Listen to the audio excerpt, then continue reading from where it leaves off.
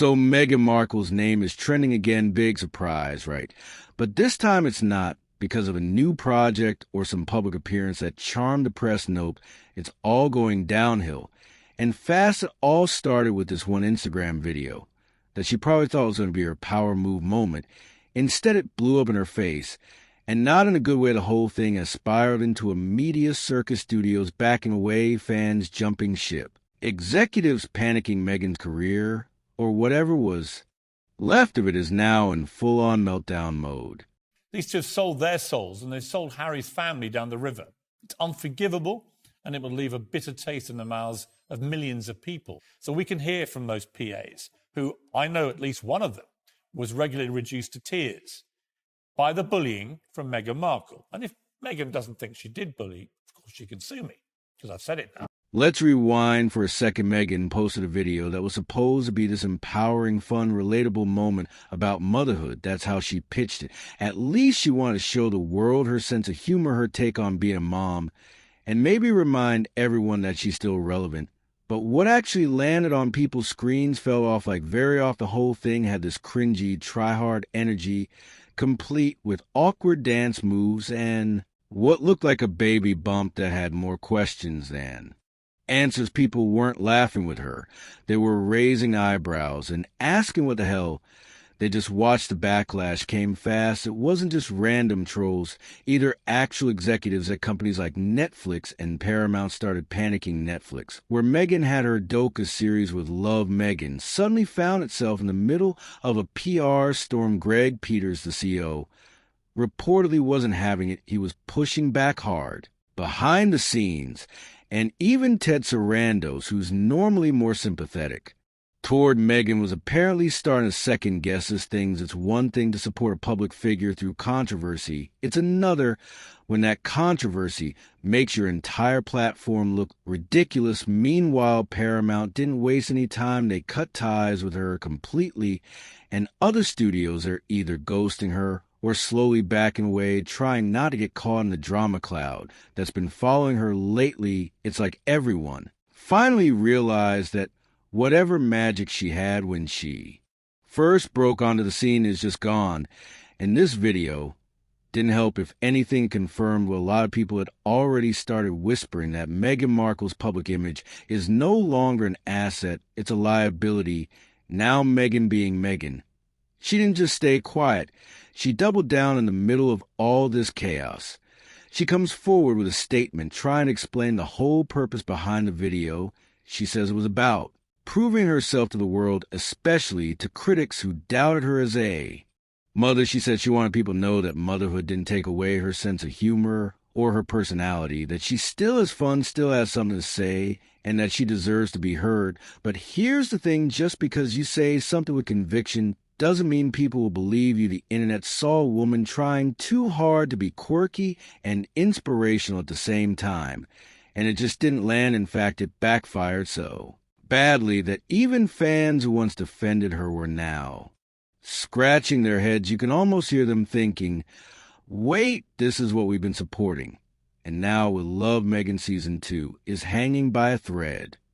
Test screenings reportedly tanked, the reaction worse than lukewarm. Some called it straight-up unwashable. Netflix is freaking out because even her core fan base doesn't seem interested anymore. Meghan might still believe she's here to teach the world something, but it's starting to look like the world's not really in the mood to listen. The strangest part about all of this is how convinced Meghan Markle seems to be that she's the misunderstood hero in some emotional coming-of-age story. In her latest public remarks, she framed the whole pregnancy video fiasco as a message to all parents, like she was performing a public service.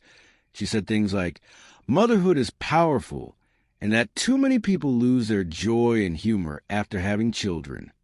So she took it upon herself to be the symbol of fun, light-hearted parenting in a world full of grumpy adults. The universal human condition, out of all of my friends who have become mothers, I can't think of a single one who has said, oh, wow, it's exactly what I expected. I'm nailing it. It's so good. I know exactly what I'm doing. And this child has fitted seamlessly into my pre-existing life, which has required no changes at all. Noble, sure, but only if it had landed the way she imagined it would. But it did. Instead of connecting with parents, it alienated them. Instead of coming across as empowering, it felt self-absorbed.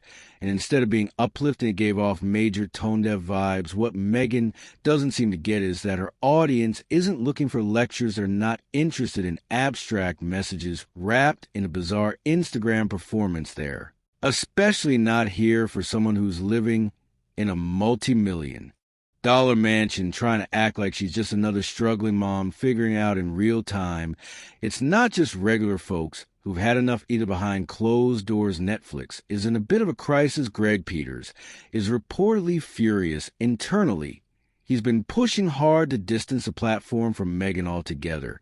But the problem is Ted Sarandos, who's been way more forgiving toward her for reasons nobody really understands. He's still defending her involvement, though even he's starting to crack. Under pressure, according to insiders, the board is split. Some want to cancel season 2 outright, others want to wait and see if public opinion magically shifts. Spoiler, it won't. What's even messier is that Meghan isn't backing off. Word is she's desperately trying to shop herself around. She's apparently pitching ideas to both MTV and Disney, hoping one of them will take a chance on her next big project that might have worked a year ago. But now, after everything that's happened, most executives are probably terrified to even take her calls. She's gone from being a cultural talking point to being a professional risk.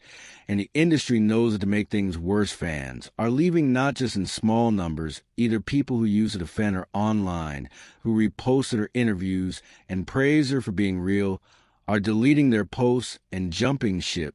When your supporters start ghosting you at a red flag, no PR team can spin even on social media. Her posts are getting more criticism than engagement. Comments that used to be filled with heart emojis and y'all's queen energy are now calling her out for being fake preachy or out of touch. Then there's a question everyone keeps asking, but no one wants to say too loudly what was up with that baby bump. People online couldn't stop pointing out how odd it looked, how the shape kept changing, how the positioning seemed off. Conspiracy theories flew like wildfire. Was it real? Was it a stunt? Whatever. The truth is it definitely didn't help her case. Instead of inspiring confidence or sympathy, it made people uncomfortable. And once people start doubting your honesty, the damage spreads fast through it all. Meghan keeps insisting this is her truth, that this is how she expresses herself, and she won't let critics silence her. But here's the thing, nobody's trying to silence her. They just don't want to hear it anymore. There's a big difference between being silenced and being tuned out. Right now, she's being tuned out loudly. Meghan's defiance hasn't slowed down, though. If anything, she's more vocal than ever. She recently went on a podcast-style monologue, no interviewer, no questions, just her talking into a mic for nearly an hour. And in classic Meghan fashion, she started referring to herself in the third person. The world hasn't seen the real Meghan yet. She said as if she was teeing up some kind of character arc. That's when the narcissism alarm bells really started ringing. Instead of addressing the backlash with humility or self-awareness, she leaned into the narrative that everyone else is wrong and just doesn't get it. She doubled down on her belief that it's her purpose to teach others how to raise children properly, as if parenting advice from someone with a nanny teen media handlers and a gated estate somehow resonates with everyday moms and dads juggling 3 jobs and public school drop-offs. Her message might have landed better if it felt remotely relatable. But the truth is, it didn't sound like someone trying to help. It sounded like someone trying to stay relevant. What's making the situation even worse is a behind-the-scenes tension with Netflix. Meghan is reportedly pressuring Ted Sarandos to greenlight a 3rd season with Love Meghan, even though the second one hasn't even aired and is already in trouble. Sources say she's using every bit of leverage she has to keep the series alive. Whatever that leverage may be, some people are even speculating that there's more going on between her and Ted than just a professional partnership. Nothing confirmed, but the rumors are flying. Meanwhile, Greg Peters is done playing games internally.